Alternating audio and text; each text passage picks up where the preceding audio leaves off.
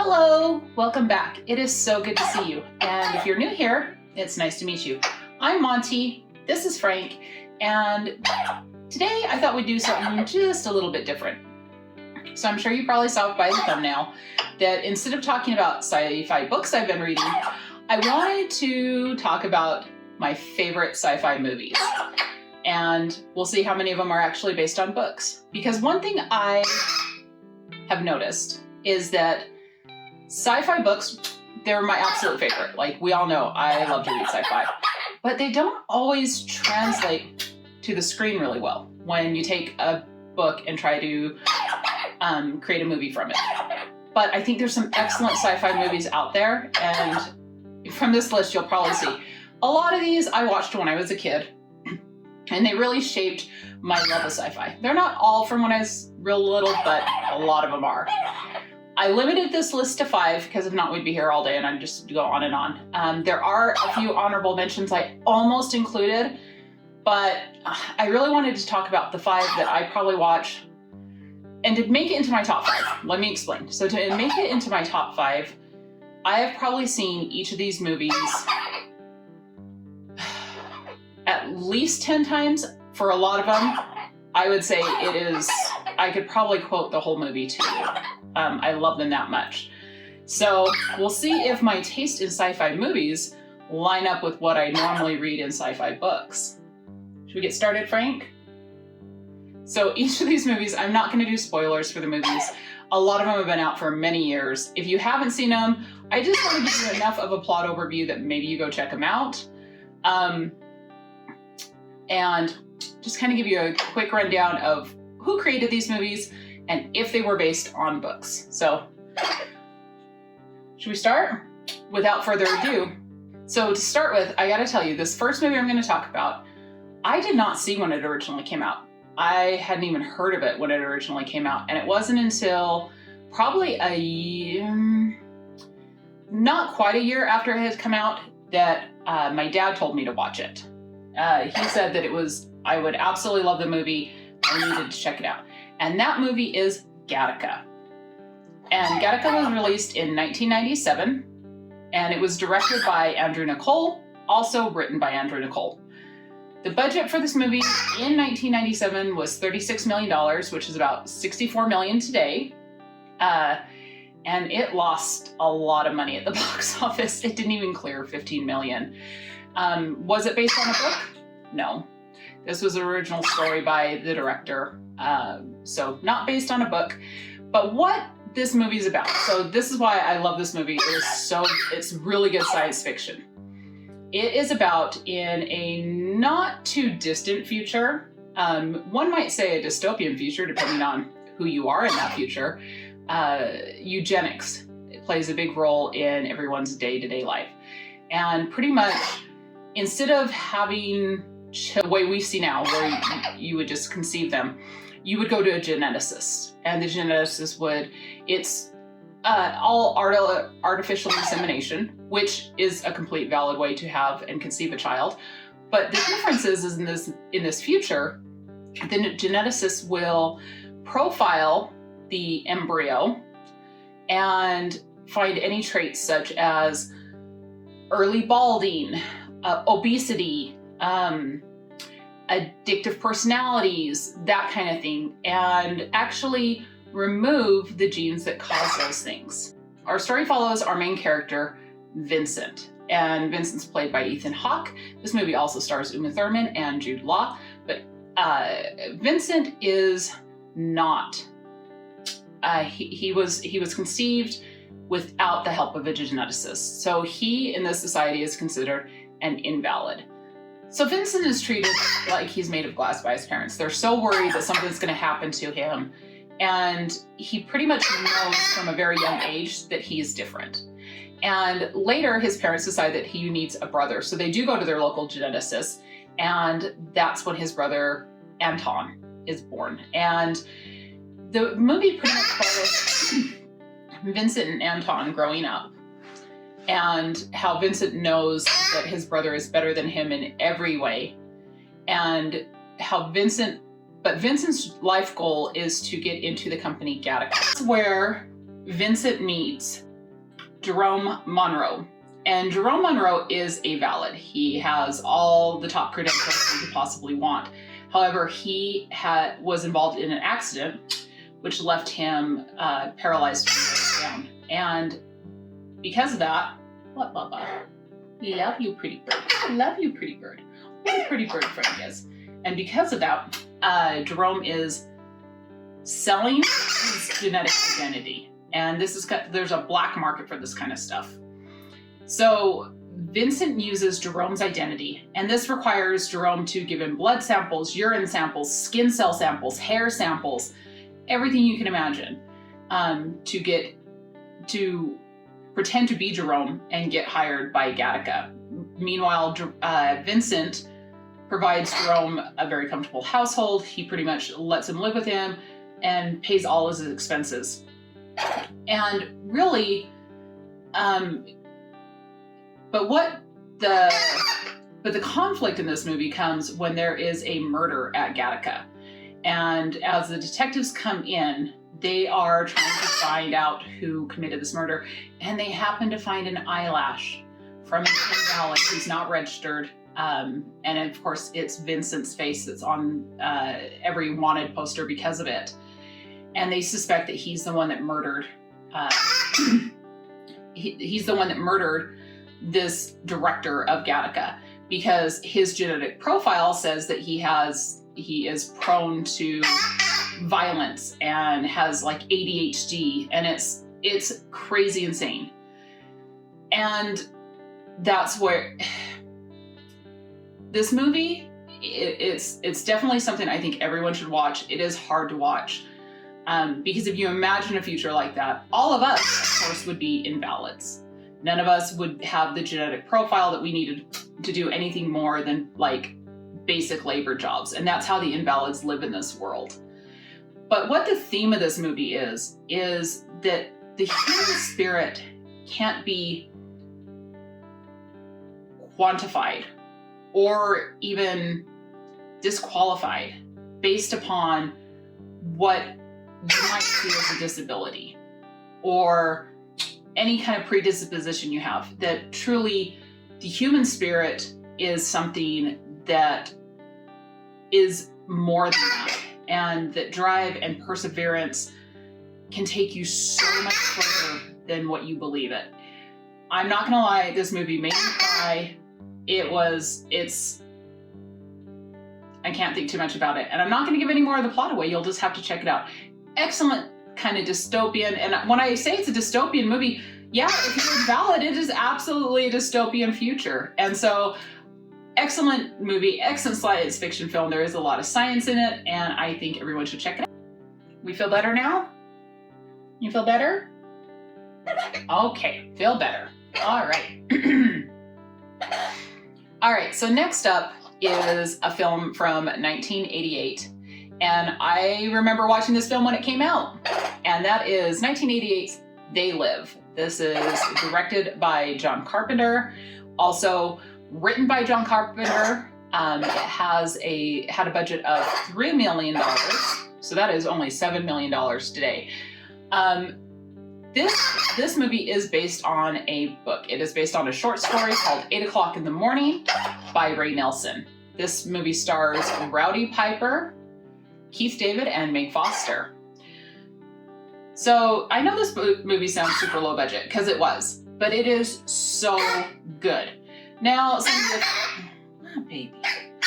of the effects don't necessarily hold up today all that great, but it's still an excellent science fiction movie.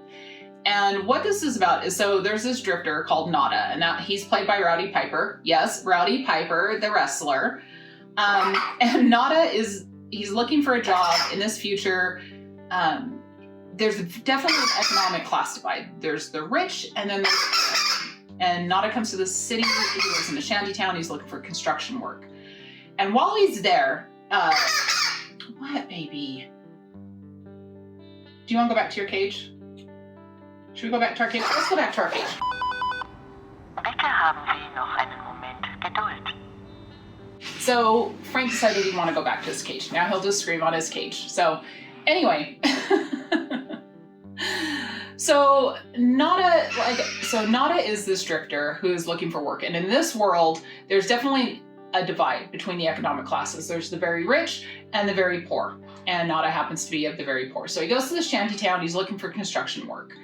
And when he gets there, he's hanging out, he's watching this, like the TV.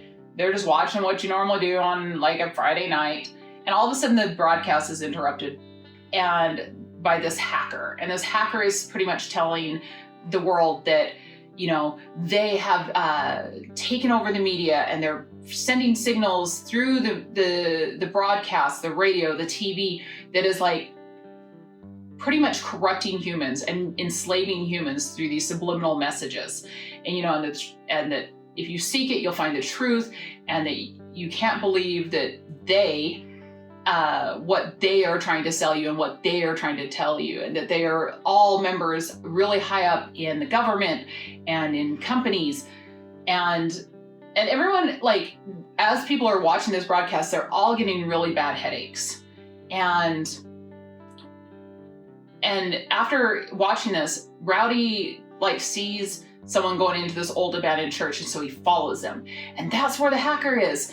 The hacker's in there, and these other people are in there, and he's like listening to what they're talking about. They're talking about how they're going to start doing more broadcasts, and they have to just, you know, give these glasses out to people.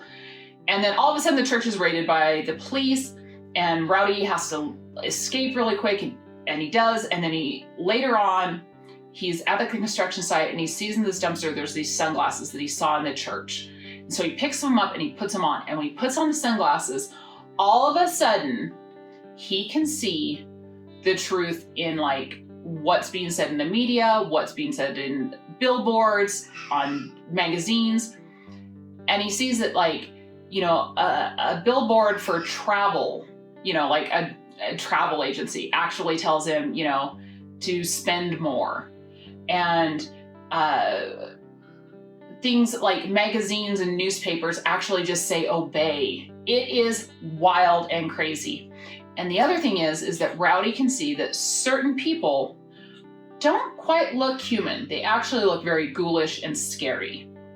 And this is the they that the crazy scientist hacker guy was talking about. It is a wild ride. Like, John Carpenter is known for some really great movies, in my opinion.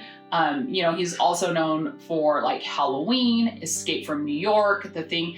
Oh, and P.S. I don't have a great story about Escape from New York, but I do have a fun and interesting story about Escape from LA, the sequel to it, that John Carpenter I don't think was involved in. Maybe, I'd have to look. But anyway, that's a story for another time. But sorry, I'm all over the place. But the theme of this, to me, what I took away from this movie, like the theme of this, is that like the media is lying to you. Like, there's always an angle in every advertisement. There's always an angle in every message, and that you can't trust the media. You can't trust what those in power are telling you all the time. This was like this really shaped like my view on media and things like that. Like, I always think, what's the angle? Every advertisement, what's the angle? What do you really want me to do? I mean, granted, every advertisement is to get me to spend money, but what's the other angle? Like, what are you trying to promote here? I love this film. It is so good. Yes, it's not a huge budgeted film, but oh my gosh, check it out. It's great. Best line in any film of all time. You cannot argue this with me. And that is when Rowdy Piper, as Nada, says, "I'm here for two things, to kick ass and chew bubblegum. And I'm all out of bubblegum." Best line ever in a movie. How can you not love this movie? So next up, we have Pitch Black, and this was released in the year 2000. Now, this was directed by David Twohy and written by, I'm sure I said his name wrong, and written by Kim and Jim Wheat. The budget was $23 million back in 2000, which is about $38 million in today's money. It's not based on a book, but it was based on a story by Jim Wheat, one of the writers of the screenplay. This stars Vin Diesel, Radha Mitchell, Paul Hauser, and Keith David. Okay, so when I saw the budget for this film that was like $23 million, I was surprised because honestly, in my opinion, it looks like it was a lot less. This is somewhat of an independent film. And if you've never seen the original Pitch Black, if you've seen the Chronicles of Riddick or Riddick, like they don't compare to Pitch Black. Although Riddick was pretty much Pitch Black with more money, but it wasn't as good. The original Pitch Black is where it's at. I love this film. Pretty much what happens is that there's this starship that is, it's like a passenger ship. It's transporting passengers. They're going, you know, and it's not first class. It's kind of like a budget accommodation. And there are, you know, there's a couple of prospectors on there. There's this kid that's on there. Some other people all trying to go to a new place. And while they're traveling, everyone, including the crew, is in stasis. And unfortunately, the spaceship is hit by a comet, which sends these like little micrometeoroids through the ship, like just boop, boop, boop, boop, boop, boop, boop. And it causes the ship to major hull breaches. The ship is going to crash. They happen to be near a planet. So as the crew wakes up out of stasis, there's two that live. They are trying to land the ship. And unbeknownst to the crew, one of the passengers that this ship is transporting is actually someone who is being transported to a new prison. And he is there with his bounty hunter. And that prisoner is Riddick, and he is played by Vin Diesel. Once the ship crashes on the planet, a lot of the passengers don't make it, but the ones that do survive have to kind of navigate this brand new world where it is extremely hot. The atmosphere is less than great for them. They don't feel like they can breathe as well. There's not enough oxygen in the atmosphere. And unfortunately, Riddick is on the loose, and he is a confirmed killer. He's been in many maximum security prisons. He keeps escaping, hence why he's being brought in on this ship. So, and as they're exploring this new world, this world is not as deserted as they think it is. And they soon learn that the inhabitants of this world really don't want anyone else there. And that's what makes this such a great sci-fi film. So first off, you've got space travel, you have convicts that have some modifications done to them. Vin Diesel, his character is so great. I love Riddick. And you also have these alien life forms that live on this planet and are not so friendly to our poor survivors that have been crashed there. It is a great action-adventure sci-fi movie. I absolutely recommend it. It is so good. Vin Diesel is excellent in this film. I really think this is one of his best roles. I love this movie. Definitely check it out. So this next one I'm going to get so much heat for. I know it. And this was in 1986, and this is Aliens. All right. I know it's a sequel. And yes, I know the original Alien is absolutely phenomenal sci-fi. I agree. It is definitely in my top 10. It just didn't make my top 5. I remember seeing Aliens shortly after it came out. It was probably maybe a year after it came out. And I loved it. I later watched the original Alien, and I don't know, I guess it's because I have this nostalgia for the original Aliens, because that's the first one I saw was Aliens, the sequel. It just still is my favorite. And it was directed by James Cameron. The original screenplay for Alien was written by Dan O'Bannon, and this movie is based on his original screenplay. It was written by James Cameron, David Giler, and Walter Hill. Budget for Aliens was $18.5 million, which is about $49 million today, which is and I think the original Alien movie had a budget of $11 million, so they really didn't go very far, didn't give them very much more for the sequel, but so it is not based on a book, but it is based on the original story and screenplay by Dan O'Bannon. And honestly, this franchise, the Aliens franchise, has spawned so much media from it. Fanfics, comic books, graphic novels. There's a lot that has come out of it. And so, although the original was not really based on a book, like, it's kind of a cultural phenomenon that has spawned so much from it. So this stars Sigourney Weaver, Bill Paxton, and Michael Biehn. Biehn? I don't know how to pronounce his name. I know who he is. I can tell you other movies he's been in, but name pronunciation's not my thing. So pretty much this movie, like I said, is a sequel to Alien, where our main character, Ripley, has been in stasis for 57 years after having really bad luck with her original crew when they came across the planet they were investigating. So 57 years later, she finally makes it back to Earth, where she proceeds to tell her company that, hey, by the way, that planet you sent us out to, hostile life forms out there. They don't believe her, think she's lying, because they have now sent, in that 57 years where she was in stasis, floating around the galaxy, they have sent a terraforming crew out there. And the world's being terraformed and colonized by humans. So Ripley tells them, no way, like, they're all gonna die. And the company's like, you don't know what you're talking about.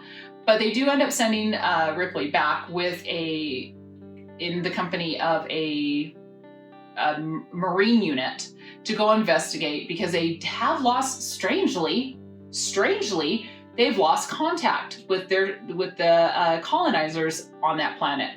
So they go to investigate it, and once they get to that terraforming colony on that planet, chaos and death ensue. It is absolutely a glorious ride. I absolutely love it. Yes, this is violent. Anyway, chaos and death ensue, and it's a definite fun ride. I absolutely adore Bill Paxton in this movie. There are so many lines I could probably quote you right now that make me giggle, and I use them all the time and no one knows what I'm talking about, so it's fabulous. You know, when he's all, game over, man, game over. Love that. Like I said, I do like Aliens more than I like the original Alien. It is sci-fi at its best. Like, the creatures are so scary. Like, I remember being terrified by this movie, terrified of the aliens. And, you know, those creatures based on, like, the art by Geiger, whom is one of my favorite artists. I absolutely love his work. It is so stylized and beautiful. Fun fact, so Mr. B, once upon a time, did like appliance repair and installation. And one of the things is you have to use a tool, they call it a sniffer. It pretty much detects if there's like CO2 gas or anything, like when you install a water heater or a stove, whatever, anything that's like gas, like natural gas. So it detects that. So you can tell if there's leaks so you don't like install something and then poison families. And that machine, when you turn it on, sounds exactly like the little detectors they have when they're like scoping out the aliens, that little. It is terrifying. Every time he would turn it on and he would use it, like, I just imagined that I was like waiting for these creatures to come in on all sides on me. Anyway, if you haven't seen Aliens, if you haven't seen the original Alien, definitely check out Alien first, then watch Aliens. It's fabulous. The sequels, we could talk about the sequels all day long, and I have thoughts on them. I think some of them are good, some of them are whatever. I think some of them are more beautiful than others. And like I said, I could talk all day about it. But anyway, so Aliens was definitely, it shaped so much of my childhood and being terrified of. I think that's why I'm a lot of the reason I'm scared of the dark now, because they only come out when it's dark. Well, mostly. Okay, final film. There is a reason this one's at the end. It's because this is in my top 5 films of all time. Any genre, it's probably, I would say, maybe number 2 or 3 on the list. I'm not even lying. I love this movie. I was obsessed with this movie when I was a kid. I'm still kind of obsessed with it. I watch it all the time. And this movie comes in it from 1987. Yes, I did see it the year it was released. I saw it at the drive-in. I was so excited to see this movie. I loved it. And that is Predator. I know. Say what you want. I'm sure people are like going right now. But hear me out. This is such a great sci-fi movie. So Predator was directed by John McTiernan, and it was written by Jim and John Thomas.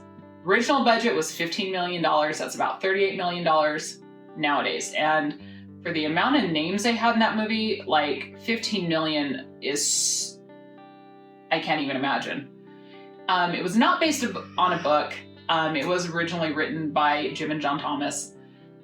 But this is another cultural phenomenon, right? Like this movie, the original movie Predator, spawned many sequels, like a ton of sequels. They're still making sequels to this day.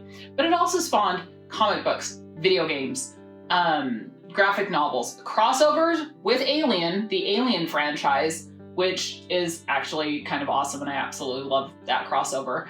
And there's so much. There's fan fiction about it. There's art. I mean, both the Predator and the Alien franchise are just amazing, and I think they're such good examples of how good science fiction can be. Now, granted, they are more like horror and action science fiction, but they're a fun ride, and I absolutely love them. And Predator is no different. Now, Predator, of course, stars Arnold Schwarzenegger and Carl Weathers, and it's pretty much the story of, so Arnold Schwarzenegger is a military man, so is Carl Weathers, and they are recruited. So Carl Weathers actually kind of recruits Arnold Schwarzenegger and his team to go to this country and to retrieve a foreign cabinet minister and his aides, because they've lost contact with them. They don't know what's going on. It is a hostile country. It's implied, there's an implication. So it's a fictional country, first of all, but it's implied that like this is a country where there is a communist presence, and they're sympathetic with Russia. So that's why we got to go get this foreign cabinet minister. So Arnold Schwarzenegger's character, Dutch, agrees, and he takes him and his Army Ranger group to go and retrieve this foreign cabinet minister. And of course, Dylan comes along, even though Dylan has somewhat retired and taken on a desk job. But whatever, they're going in. So they get to this country. It's beautiful. It's very tropical. They're in the jungle, and the first thing they come across is this crashed helicopter that they're like, well, that's a United States military helicopter. And then they find the passengers, and all the passengers no longer have their skin. They're just hanging up in a tree with no skin. And and Dutch realizes he knows this team. And he's like, these are Green Berets. Like, what are they doing here? And Dylan's like, oh yeah, they sent him in to try to find the cabinet minister, but we lost contact with them too. That's why we came to you. So they go, and then they find the insurgents, these rebels that are in the jungle. And beautiful action scene, such a fantastic action scene of them like attacking like their little base. And then they go to rescue the cabinet minister, but he has already expired. So they take a prisoner from that rebel camp, because they're like, well, she's got all kinds of information. She can tell us everything. And that's when Dutch realizes that maybe this mission wasn't really about getting the cabinet minister back. And Dylan admits that no, actually it was like there was going to be a Soviet-based attack, and this was us stopping them. And we sent the Green Berets, but they obviously failed. They were up in a tree. So we sent your group instead. But like, who cares about any of this? Like, the story gets good as they're trying to make it back to their rendezvous point with the helicopter, and suddenly team members just get taken out. Like, in kind of graphic, gruesome ways. But it's so good. And I mean, you've got like Jesse Ventura on that team. You got Sonny Landman on that team. Like, it's insane. And these guys are just getting picked off.